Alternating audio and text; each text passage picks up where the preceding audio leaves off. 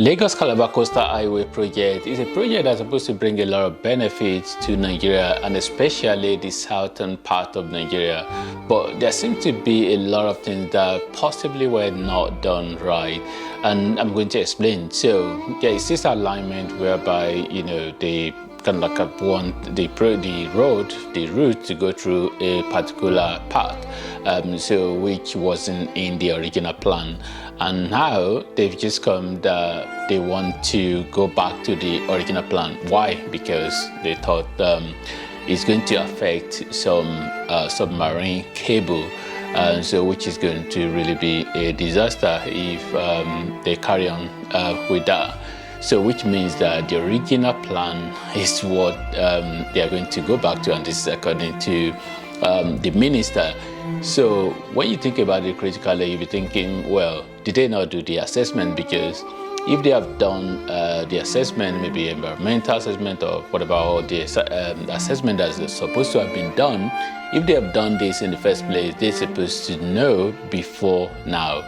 Don't get me wrong. There are a project of this magnitude, so you will possibly experience things like that. Maybe even there will possibly be more twists and turns that will come by the time they are even going beyond Lagos. Actually, there will be a lot of unexpected things. But for this sort of like submarine cable, seriously, you possibly think that this is too massive for it not to have been known about before.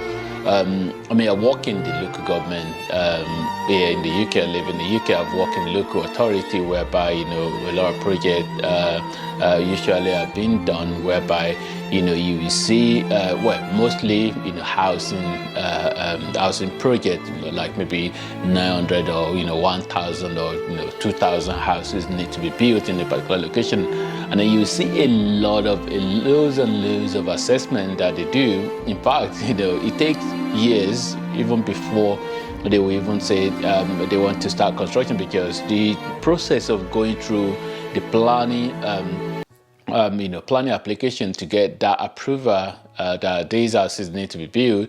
So that process is the period when they must have done a lot of assessment. Developer will have to do whether flood assessment, whether environmental assessment, things that has to do with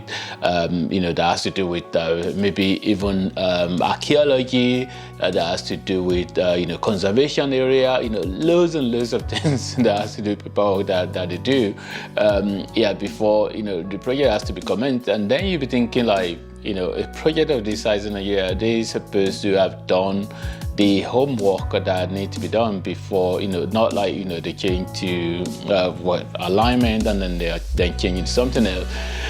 Seriously, I don't have a problem with this project itself, so it's just a question mark about all the assessment that need to have been done, that they've done it properly, and also the bidding process as well. Did they go through the real proper bidding process? So those are just the two things. But if all these issues have been, if they are able to address all of these things, and then if the project has been able to be completed, definitely going to bring a lot of benefit. And then also part of the reason why they have to revert to the new the old plan as well, apart from the the infrastructure cable, is also because of this particular community. Actually, almost going to do a video about that particular community before the news then came yesterday of reverting back to the whole plan. So which means that this is going to help that particular community. That means there are over 2,000 houses or something like that was supposed to be demolished there. So that means that it's not going to happen. But even with this, going back to the new, let's talk about the alignment means that a lot of properties has been demolished, have been affected already. Part of it might actually be the landmark, which was the one that actually made a lot of news. Because of the size of the place, and because of the size of the infrastructure there, and also the size of the investment there, millions of dollars.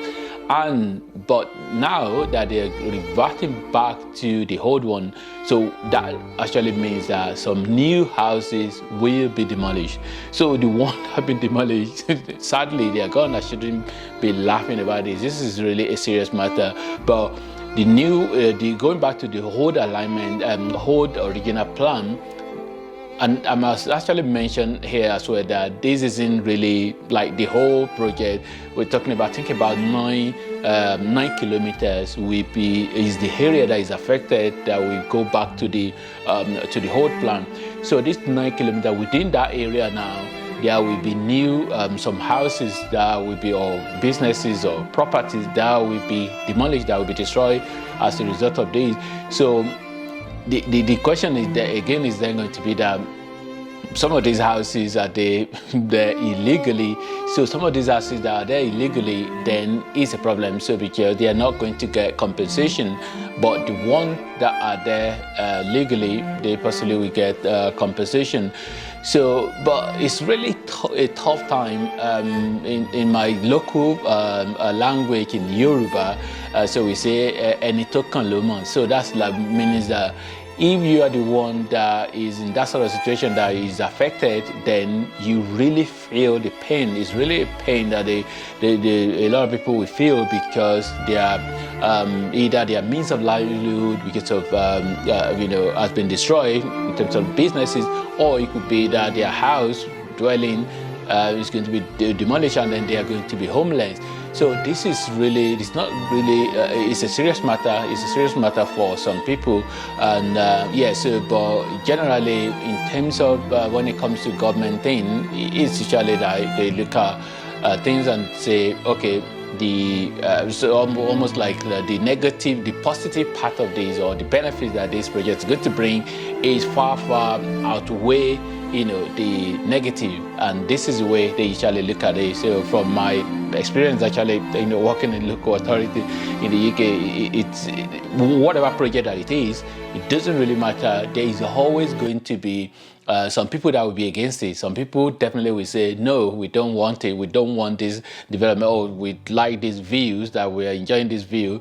Or they might say, so like wildlife is going to affect some wildlife and things like that, or it's going to affect some archaeological site. So whatever project it is, people will go against it, and that is the normal thing, that people will go against it. So it's just a question of then the government then doing things properly in terms of like compensation, in terms of all the assessment, and making sure that all the issues and problems are being mitigated. Meaning that it's being reduced. So because the benefit of the project outweighs all the negative.